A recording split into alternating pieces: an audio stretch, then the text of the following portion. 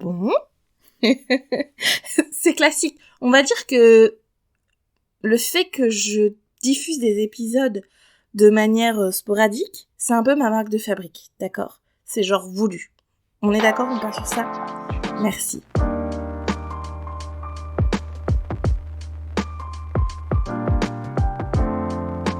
Bonjour à tous et bienvenue dans Un mythe dans le placard, le podcast qui dépoussière les mythes littéraires.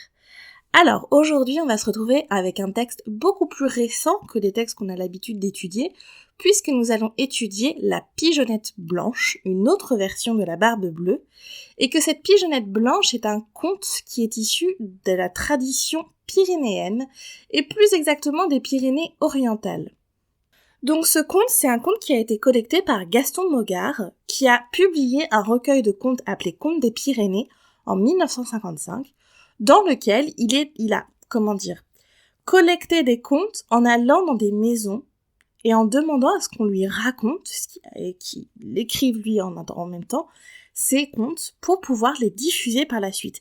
Donc on est vraiment sur la véritable tradition des contes, on est dans une démarche qui se rapproche de celle des frères Grimm, et ce qui est très intéressant, c'est que pour chaque conte, Gaston Mogard précise quelles personnes lui ont raconté cette histoire. Donc là, en l'occurrence, pour La Pigeonnette Blanche, il s'agit de Monsieur Édouard Paye à Comgast-Puivert en avril 1950. Je suis sûre de tuer le nom de la ville, enfin on verra. Notez ensuite auprès de Monsieur B. Sadourny à Comsadourny près Puivert en septembre 1950. La formule est connue par d'autres personnes de la contrée. Donc ça, je vous lis le sous-texte qu'il y a et que Mogard nous fournit dans son édition des Contes des Pyrénées. Sachez que cette édition est toujours disponible, elle est disponible aux éditions Erasme, et si vous voulez la procurer, c'est vraiment très très intéressant, et on est sur la véritable tradition orale des contes. Voilà pour la présentation, je vais pas plus me pencher sur l'auteur, tout simplement, puisque, comme je vous l'ai dit, Monsieur Mogard n'est pas un auteur, mais plus un collecteur de contes, on est plus dans une démarche sociologique, anthropologique qu'une démarche littéraire. Et puis, il y a aussi le fait que j'ai trouvé très peu d'informations sur lui. D'après mes recherches, il serait encore en vie, très âgé, mais encore en vie, mais je ne peux pas affirmer cela, c'est vraiment très difficile de retrouver sa trace. Voilà. En tout cas, cette version de La Pigeonnette Blanche est une version qui est assez connue, en effet, une version qu'on retrouve dans d'autres traditions et dans d'autres régions. Mais là, on va se focaliser sur cette version écrite, et ce qui est très intéressant dans cette version, c'est qu'on a des moments où Gaston Mogard nous indique la traduction en occitan des phrases qui sont dites et répétées, notamment dans les dialogues dans le conte. Donc je trouve que c'est vraiment génial, parce que ça nous montre vraiment ce côté tradition orale. On va pouvoir passer au résumé. Alors, le résumé. On a un prince et une princesse qui vivent ensemble dans un château et qui ont 2 enfants. Le fils fait ce qu'on lui demande de faire, c'est-à-dire qu'il épouse une autre princesse et qu'il réside avec ses parents dans la demeure familiale, comme il convient, quand il a 20 ans. Mais la jeune fille, elle, a des rêves un peu extraordinaires, extravagants, je cite le texte quand je dis extravagant, et en fait, elle, ce qu'elle dit, c'est qu'elle ne veut pas se marier, sauf si cet homme, avec qui ses parents voudraient la marier, a la barbe bleue. Tout le monde pense que ce sont des caprices, et puis un beau jour arrive un homme très grand, très fort, qu'on surnomme l'ogre d'ailleurs, le géant, qui a une barbe bleue. Cet homme est non seulement fort en apparence, avec un physique très viril, très masculin pour l'époque, mais en plus, il est aussi très doué à la chasse, c'est vraiment, on va dire, l'emblème même de l'homme viril du patriarcat. Voilà, on est en plein dedans. Et donc, la jeune femme est d'accord, elle l'épouse, mais quand même, la mère de la jeune femme, avant de partir, lui dit qu'il lui faut qu'elle lui fasse un cadeau pour l'aider à la protéger. Et ce cadeau, ce sont 3 petites pigeonnettes. Donc 3 petits pigeons féminins. Une pigeonnette rouge si tout va bien, une pigeonnette noire s'il y a un grand malheur et une pigeonnette blanche si la jeune femme est malade. Donc elle part, elle emménage avec son mari, et puis son mari, comme dans Barbe Bleue, part en lui laissant les clés du château et en lui interdisant une des pièces. Ce qui est intéressant, c'est que là est précisé qu'il y a 9 clés pour 9 pièces, on reviendra sur cette symbolique. Bref, la jeune femme cède à sa curiosité, rentre dans la pièce interdite et découvre 8 cadavres de femmes, toutes pendues par des crochets de boucher par le menton, au mur, enfin au plafond. Elle fait tomber la clé se tache de sang, impossible d'enlever le sang de la clé, et donc quand le seigneur des lieux revient plus tôt que prévu, il retrouve la clé et il dit à sa femme qu'il va falloir mourir.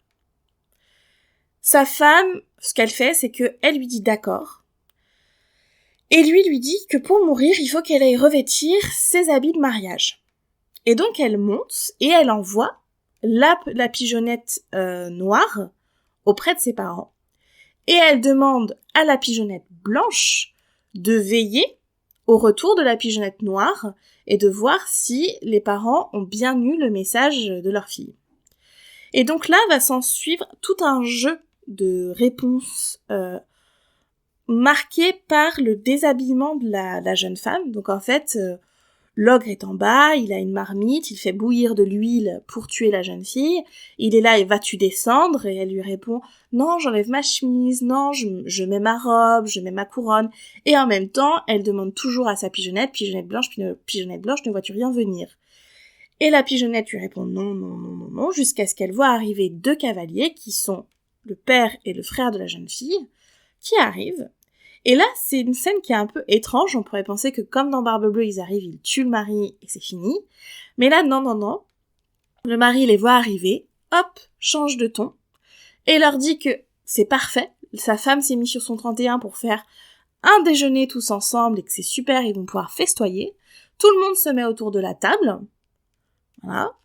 Et puis, ils font en sorte que le géant s'endorme, et ensuite, il l'ébouillante, il le tue en lui faisant boire l'huile bouillante, en fait.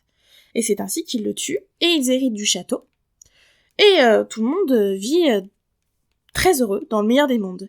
Sauf que la conclusion est un peu différente de toutes les conclusions, c'est-à-dire que l'auteur dit que, eh bien, ces gens qui ont tué sont impunis, et en plus récupèrent le château, et que, eh bien, c'est comme dans toute société, ce sont toujours les plus riches qui profitent de tout. Et c'est la morale de l'histoire. J'ai trouvé ça absolument incroyable. On ne s'y attend pas du tout. Donc voilà pour notre résumé. C'est vraiment un conte très court, ça se lit très vite, et vraiment c'est bien. Donc je vous conseille. On va maintenant passer à l'analyse, et on va bien s'amuser. Je vous préviens, c'est un petit peu politique, mais comme d'hab, vous me connaissez. La structure familiale du conte, on va commencer par ça, est assez classique. On a en effet des parents qui veulent marier leur fille. Ce qui est intéressant, c'est que là on a un frère, ce qui est peu commun, c'est souvent un enfant unique en général, et que le frère incarne l'ordre et l'obéissance. On est vraiment dans l'incarnation du devoir dans une société patriarcale. Et c'est très bien dit dans le texte, c'est « Lorsque le jeune homme eut 20 ans, il se maria et résida dans la demeure de ses pères, comme il convient. » La jeune fille, elle, contrebalance cette structure patriarcale et incarne ce qu'on appelle l'hubris, c'est-à-dire l'excès féminin, cette fameuse hystérie teintée de caprice qu'on reconnaît bien dans les contes en général quand on a une jeune femme qui n'obéit pas. Donc elle, on dit qu'elle est extravagante, qu'elle veut faire les choses obstinément, elle refusait obstinément tous les partis, et puis on va parler plus loin de ses caprices, on parle d'elle comme une enfant capricieuse. Donc vraiment, on a cette représentation extrêmement manichéenne du jeune homme qui fait ce qu'il convient de faire, qui incarne les valeurs de la famille et de la société et qui les perpétue, et de cette jeune femme qui refuse de se marier et qui veut bien se marier mais avec une idée un peu farfelue, à savoir cet homme à la barbe bleue. Ce qu'on analysera après, bien sûr. Ce qui est intéressant, c'est la figure de la mère. Parce que la figure du père, on est aussi sur une figure extrêmement patriarcale. Il vient, et qu'est-ce qu'il fait quand il trouve sa fille malmenée par ce géant ? Il attend, il festoie avec, il le tue, il récupère le château, ce côté très intéressé et tout. Voilà, enfin là encore, on est dans une représentation classique de l'homme dans une société beaucoup plus ancienne que la nôtre, j'ose l'espérer. Mais voilà, enfin c'est pas du tout une représentation novatrice. Mais la mère, elle, est intéressante. Normalement, on a soit des mères très actives, c'est-à-dire que ce sont les mères qui font des vœux. On avait vu ça, par exemple, dans Le Roi Porc, ou Le Prince Marcassin. Là, en l'occurrence, cette mère-là ne fait pas de vœux, c'est pas une mère très active, ou une mère totalement passive, et ça aussi, on en a très clairement, soit elle meurt, soit elle n'existe pas. Non, là, on est sur une mère qui sait que pour sa fille, il risque de se passer quelque chose, et qui va donc essayer de protéger sa fille. Et il est dit, quand elle donne le cadeau à sa fille, la mère qui aimait sa fille lui fit ses confidences. Donc on a et la notion de secret et la notion d'amour. Ce qui justifie l'acte de la mère, c'est la protection, c'est l'amour qu'elle porte à sa fille, et les confidences, c'est bien le secret entre deux femmes qui tentent de se protéger dans une société qui n'est pas forcément à leur avantage. Donc c'est très très intéressant comme structure. Dès le début, ça se pose, assez assez manichéen, mais en même temps avec une grande critique de la société.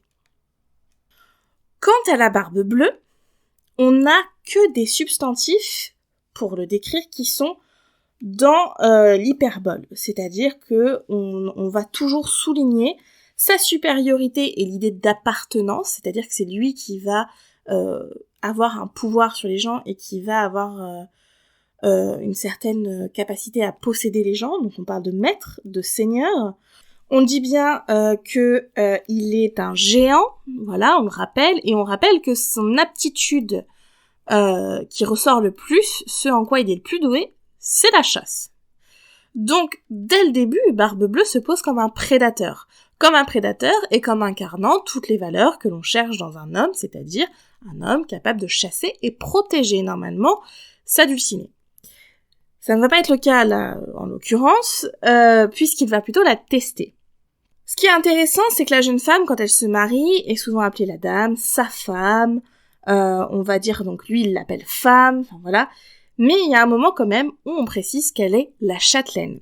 Et ce moment, quand on dit qu'elle est la châtelaine, c'est le moment où elle rentre dans le château et qu'elle essaye de visiter le château malgré l'interdiction de son mari. Donc on rappelle quand même qu'elle est maîtresse des lieux. Donc il y a toute cette structure qui est vraiment assez intéressante, c'est qu'on a à la fois des parents qui sont classiques pour les contes, mais une mère qui est beaucoup plus investie et protectrice. On a un frère qui est là pour être la contrepartie, le côté miroir inversé de la jeune femme. On a bien évidemment cette jeune femme, mais qui est représentée non pas comme une princesse passive en quête d'amour, mais comme une jeune femme dans l'excès. De toute façon, c'est ou l'un ou l'autre, hein. Ou la jeune femme est très douce, ou elle est dans l'excès et l'hystérie, hein. Voilà, on le sait. Et puis, on a bien évidemment ce géant qui est représenté comme voilà, un homme alpha classique. Mais on a quelques petits moments où la jeune femme devient la châtelaine, et rien que pour ça, on voit qu'il y a des petits indices comme ça dans le texte qui nous montrent un peu où on va et ce qu'essaye de faire l'auteur. Donc voilà pour les personnages et la structure. Maintenant, c'est un conte, ce conte, qui regorge de symboles et qui est très très intéressant pour ça. Le premier symbole qu'il y a, c'est bien évidemment le nombre de 9, les 9 clés, pour 9 pièces. Et que c'est la 9e clé qui ouvre la porte de cette pièce où sont suspendus les 8 corps des femmes, donc 8 femmes, elle est la 9e, et donc ces 8 corps suspendus par la bouche au plafond. Image sympathique s'il n'en est.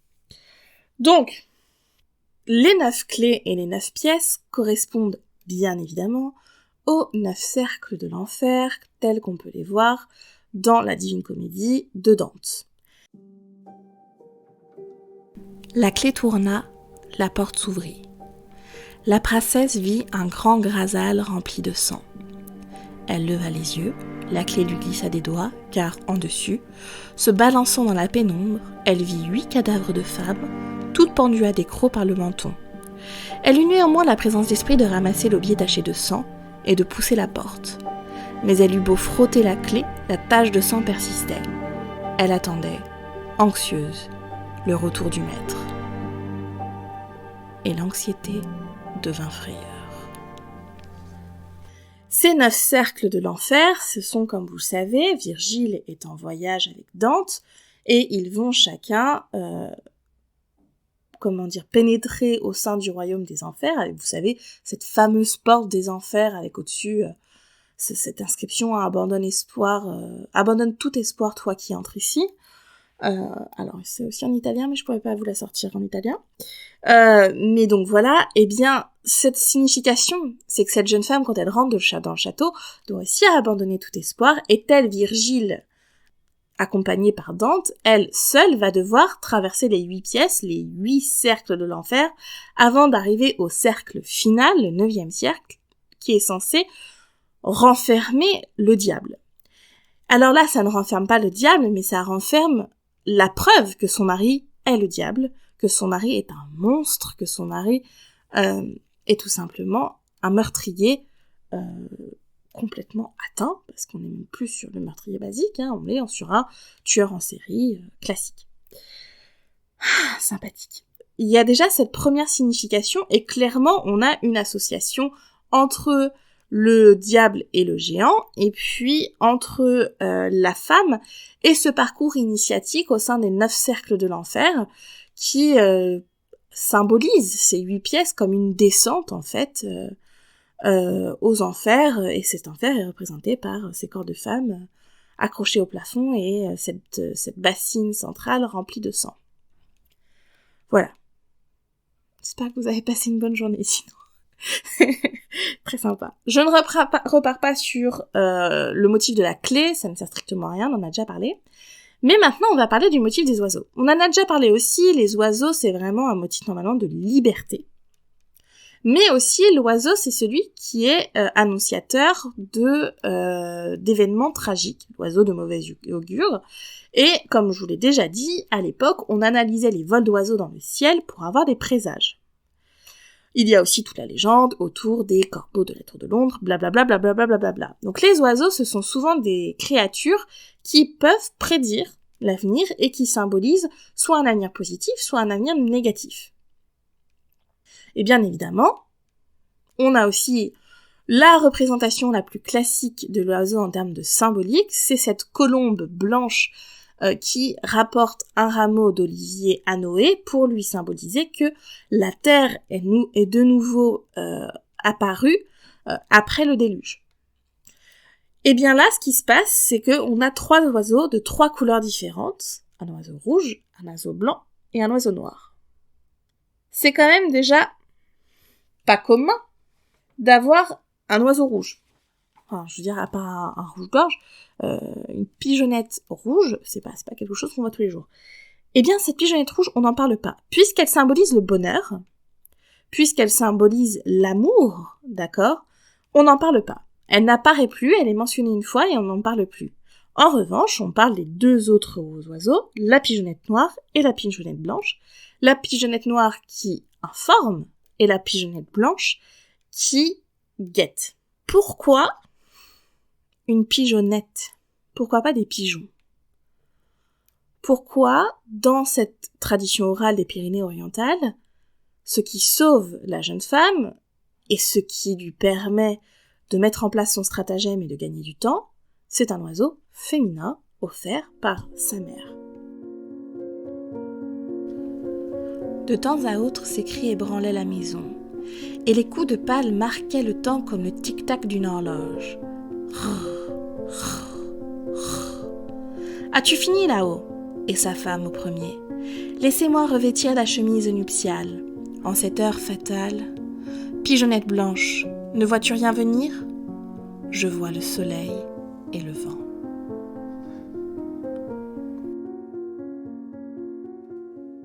Il semble là qu'on ait une espèce de solidarité féminine qui se crée autour des oiseaux, et qu'il y ait vraiment une espèce de paradoxe, de dichotomie carrément, entre le côté masculin et le côté féminin dans ce conte. C'est très très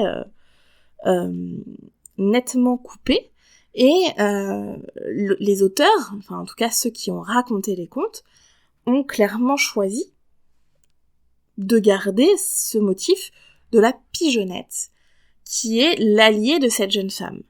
Alors on peut aussi se dire que pourquoi une pigeonnette blanche ? Eh bien aussi parce que la jeune femme se déshabille et se rhabille, et que du coup tout reste très bienséant, puisque elles sont entre créatures de sexe féminin. Donc il y a aussi ça, bien évidemment. Mais on a aussi cette idée de femmes qui vont chercher de l'aide masculine, mais qui le font à travers des stratagèmes et des outils mis en place par des femmes pour des femmes, même quand ce sont des animaux. Je rappelle que c'est la mère qui a donné ces oiseaux à sa fille, et qui donc savait, en lui donnant quand même 2 oiseaux pour le malheur et 1 oiseau pour le bonheur, qu'il fallait que sa fille ait en sa possession de quoi les prévenir, de quoi garder contact avec eux pour qu'elles puissent être sauvées.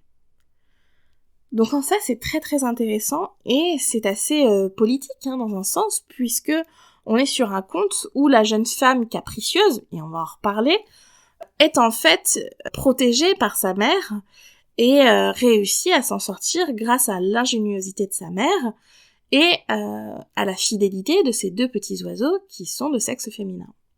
Bien évidemment aussi grâce à son père et son frère très clément, mais on va revenir sur le sujet. Donc ça, c'est le second symbole, c'est ce symbole des oiseaux qui est très intéressant et qui là est clairement représenté d'une manière à la fois classique et en même temps un tout petit peu en dehors des sentiers battus, avec ce sexe féminin pour les oiseaux. On n'a pas forcément l'habitude de ça. Donc voilà pour les symboles. Maintenant, parlons du côté politique du conte. Bon, j'ai fait que ça, mais plus précisément, c'est sur cette jeune femme, on va commencer sur elle, capricieuse, cette enfant capricieuse, ses idées extravagantes, je cite, qu'elle a, ce refus obstiné de tous les partis, ayant, et je cite, juré de n'épouser qu'un prince ayant la barbe bleue. On voit ça comme un caprice, on voit ça comme une extravagance, on voit ça comme un acte un peu hystérique, je le redis, mais personne, à aucun moment, ne se dit que cette jeune femme ne veut peut-être pas se marier. Et que donc elle est allée sortir quelque chose d'absolument lunaire comme critère de sélection, parce qu'elle se disait que ça n'existait pas. Et que peut-être, ainsi, elle allait pouvoir rester tranquille, qu'on la laisse en paix et qu'elle ne se marierait pas. Donc c'est peut-être aussi pour ça que cette jeune femme a mis en place ce stratagème, et on va souvent le revoir dans la réinterprétation des mythes. On voit que les femmes ont des réactions qui sont extravagantes, qui sont un peu étranges, et en fait quand on regarde, on se rend compte qu'en fait c'est des femmes qui se protègent elles-mêmes, et qui peuvent peut-être, parce qu'attention, c'est de l'interprétation, il y a rien d'officiel, on n'a pas redécouvert des textes qui nous l'assurent, pas du tout, c'est de la pure interprétation, mais c'est quand même une interprétation a posteriori, qui peut être intéressante, parce que si c'est des histoires qu'on se raconte comme ça, et qui sont évidemment transformées, mais à aucun moment les hommes de l'époque ne se sont dit « Tiens, ça c'est une femme qui a pas envie de se marier », parce que c'était pas possible pour eux, et qu'on est quand même sur là un conte, raconté par des hommes et retranscrit par un homme. Donc, il faut quand même garder cette hypothèse à l'esprit.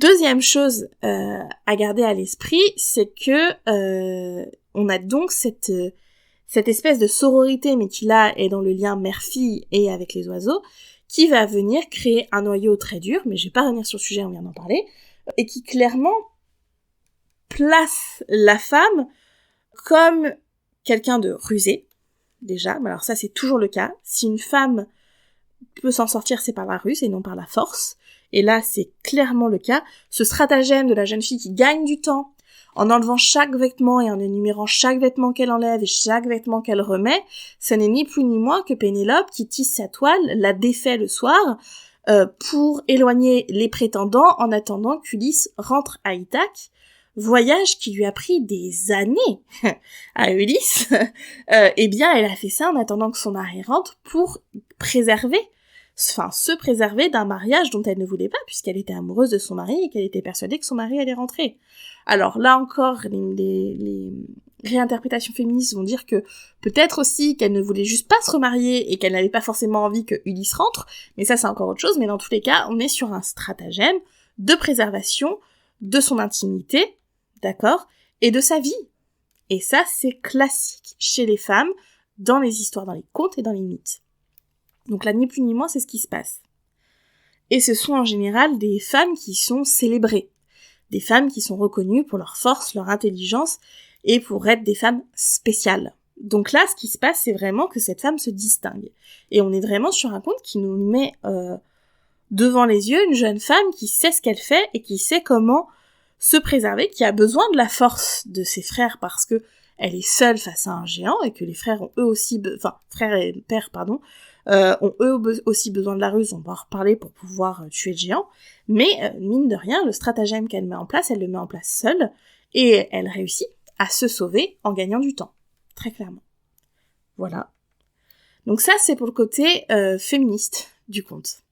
Maintenant, parlons du côté un peu plus classiste du conte. La fin est quand même assez saisissante, on dirait pas du tout une fin de conte, quoi. On dirait une fin d'un texte politique, limite le manifeste pour le parti communiste, ou je sais pas, ou un tract du FO, quoi. Je suis assez choquée, parce que je vais vous la lire, et elle est vraiment incroyable. Enfin, j'ai jamais vu ça. Donc je vous la lis tout de suite. Donc ils viennent de tuer le géant. Cela fait, ils repartirent tous les trois. Sans aucune formalité, ils héritèrent de plein droit de tous les biens du géant. Ils eurent donc 2 châteaux. C'est une bien triste vérité qu'en ce monde, les uns en ont trop, les autres, dont je suis, pas assez. Fin de l'histoire. Donc on a toute une histoire sur une jeune femme qui essaie de s'en sortir, qui a été trop curieuse, soi-disant, et qui donc du coup, bien que ce soit chez elle, hein, je le rappelle, et qui donc du coup s'est retrouvée face à un mari qui voulait la tuer. Et là, la morale n'est pas du tout, la jeune femme a été trop curieuse. Non, non, non. La morale c'est, il y en a qui ont tout, et il y en a d'autres qui ont rien. Et moi, je fais partie de ceux qui n'ont rien. Voilà. C'est assez intéressant. Mais ça va très très bien avec la fin de l'histoire qui est clairement politique et fourbe. C'est-à-dire que là, à la place d'avoir le héros qui sauve, comme on a pu avoir dans les contes précédents, hein, où les 2 frères arrivent et tuent Barbe Bleue de manière héroïque, là, ce qui se passe, c'est que le père et le frère arrivent, je vous l'ai dit, voient Barbe Bleue, se disent c'est pas ça, alors que ils savent tous les 2 très bien, enfin tous les 3 ce qui se passe, mais ils décident de dîner ensemble, ils attendent que l'autre s'endorme, et puis ensuite ils le tuent en lui versant de l'huile bouillante dans la gorge, quoi. Que fais-tu, gendre? Cria le prince.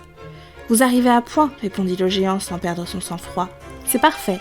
Mon épouse est en grande tenue, à table, nous allons festoyer. L'on fit plantureux repas où rien ne manquait, surtout du vin. Finalement, le géant s'endormit profondément. Avait-il trop bu ou bien avait-on versé un somnifère dans la boisson? En tout cas, il ronflait bouche bée. Avec l'aide d'un entonnoir, ses invités versèrent dans sa gorge une grande louche d'huile bouillante. Il mourut étouffé. Puis on lava la clé avec cette huile, et la tache de sang disparut.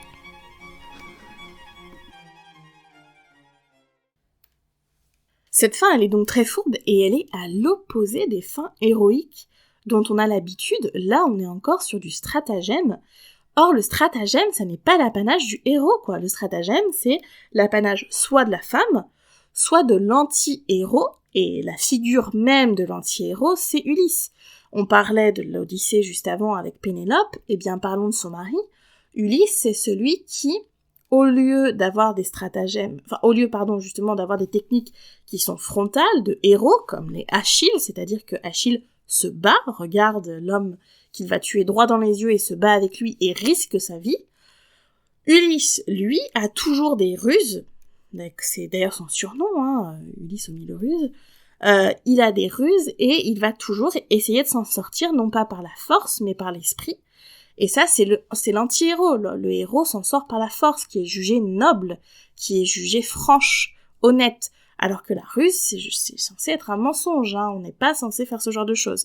Et on a tous en tête cette histoire. Alors bien évidemment, le cheval de Troie, ça c'est dans l'Iliade, mais dans l'Odyssée, cette histoire du cyclope Polyphème, où Ulysse doit récupérer quelque chose dans la grotte du cyclope Polyphème, se fait enfermer dedans, et lui dit qu'il n'est personne. Quand le cyclope lui demande son nom, il lui dit personne. Et puis il réussit, quand le cyclope va sortir ses moutons, à juste avant lui percer l'œil, vous savez, quand le cyclope hurle sa douleur et appelle ses frères cyclopes à l'aide, les frères lui disent « Mais qui t'embête? Qui te veut du mal ?» Et Polyphème répond « Personne ». Et c'est comme ça qu'Ulysse réussit à sortir, à accrocher un mouton de la grotte de Polyphème et à rejoindre son équipage. Sauf que se passe-t-il? C'est que le stratagème se retourne contre lui. Bon là, je suis en train de vous faire clairement de la mythologie grecque, mais voilà, parce que quand Polyphème hurle et leur jette des pierres sur les bateaux, ils réussissent à s'enfuir et Ulysse lui dit « Eh bien, tu sais quoi, souviens-toi du nom de celui qui a réussi à te vaincre, c'est Ulysse. » Pas de peau, Polyphème est fils de Poséidon, et donc Poséidon va rendre le voyage d'Ulysse impossible, et c'est ainsi que vraiment se passe l'Odyssée. C'est parce que Ulysse a été trop rusé, et aussi trop dans l'ego. Et bien là, c'est exactement ce qui se passe. C'est qu'il y a une ruse, on n'est pas du tout dans un acte héroïque, on est dans un acte très fourbe, et en plus, impuni. Parce que ces hommes qui vont tuer ce géant, au lieu d'être punis, ou au lieu qu'il y ait une autre morale, là, la morale, c'est que, eh bien, ils vont prendre le château, tous les biens, et donc, cette famille qui n'en avait pas besoin va être encore plus riche, quoi. Fin de l'histoire. Donc, ce conte de fées qui est, comment dire, un conte qu'on se raconte de famille en famille, c'est aussi pour dire, voilà encore une histoire de riche, quoi. Et voilà comment ils s'en sortent toujours, et comment ils ont toujours ce qu'ils veulent au final, et ils en sortent plus forts. Je trouve ça génial. Donc voilà, c'est un texte qui est vraiment hors du commun. Et on est vraiment sur une version de Barbe Bleue qui déstabilise, parce qu'on ne s'attend pas à ce genre de code. En fait, ça coche toutes les cases de Barbe Bleue, une à une. Donc la jeune femme qui se marie, la Barbe Bleue qui laisse les clés, qui part, qui revient, la pièce ensanglantée, mais on s'attarde même pas dessus, hein. C'est un paragraphe. C'est écrit de manière très laconique. Vraiment, il n'y a pas de... C'est très pragmatique comme conte. Il n'y a pas de côté où on va susciter l'horreur, ou voilà, comme L'Oiselle emplumée par exemple. Il n'y a pas ça, et ce qu'on va retrouver après dans le côté très gothique d'Angela Carter, pas du tout. On nous le raconte, c'est pragmatique, c'est clair, c'est net, c'est précis, et puis c'est fini, quoi. Donc c'est vraiment un conte qui déstabilise, et avec cette fin très politique et polémique, c'est quand même assez intéressant, cette représentation de la femme, ce symbolisme des pigeons féminins, enfin voilà, du messager, hein, le pigeon. Je trouve ça très très intéressant, et vraiment je vous enjoins à lire ce texte et à redécouvrir les contes de nos régions, parce qu'en fait c'est beaucoup de contes qu'on connaît, mais qui sont dits non pas de manière classique et officielle, mais tels que on pourrait se les raconter autour du feu dans un village à l'époque. Voilà, donc c'est tout, c'était vraiment un épisode assez court, je pense de longueur assez classique, mais voilà. Et j'espère que ça vous a plu. Et puis, on se retrouve pour le prochain épisode bientôt. Je vais même pas donner de date. Je vais pas vous induire en erreur. Mais on se retrouve très bientôt pour un épisode sur Angela Carter, The Bloody Chamber, donc la chambre sanglante. Et j'espère que ça vous plaira. Moi, c'est mon préféré de loin. Et j'ai tellement hâte de vous en parler. Alors là, en termes féministes, on va y aller aussi, hein. Bon, de toute façon, vous avez l'habitude avec moi. Je vous fais plein de bisous. Je vous souhaite une excellente journée. Ciao!